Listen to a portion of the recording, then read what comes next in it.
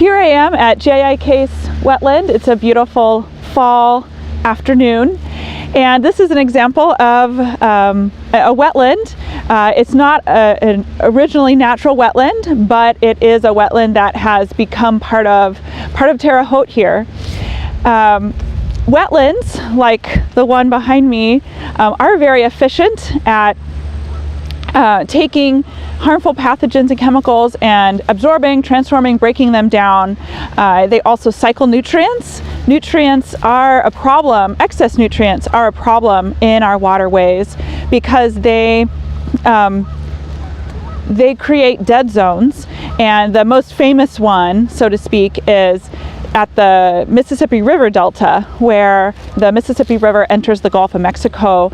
Even just a few years back, the dead zone that exists there is the size of the state was the size of the state of New Jersey. And so, unfortunately, Indiana is one of the major contributors to the nutrients that cause the low oxygen content and essentially lack of much life in those areas. So one way, because of the efficient treatment processes of wetlands, one way that we can begin to treat the water and allow for cycling of those nutrients appropriately is by building engineered or constructed treatment wetlands. And they are low cost, they require minimal maintenance, and they provide they preserve ecosystems and allow for habitat to flourish. They are especially attractive for small communities that have limited resources to treat stormwater and wastewater.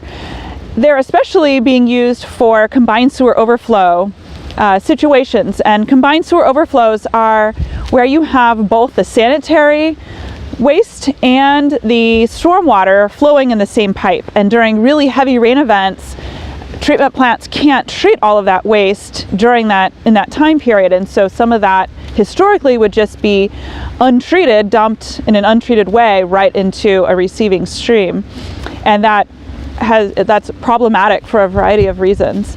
So one way that small communities can begin to treat that water is by using constructed treatment wetlands. They can be implemented throughout a watershed in a decentralized fashion, and they are very efficient and pretty economically attractive as well. I have some undergrad students at Rose-Hulman that have been looking at a lab scale version of some constructed treatment wetlands. And so they've been looking at how can we think about right here in Indiana, can we take some of our stormwater and using the natural processes of wetlands, can we reduce some of the nutrients and also some other pollutants in our stormwater?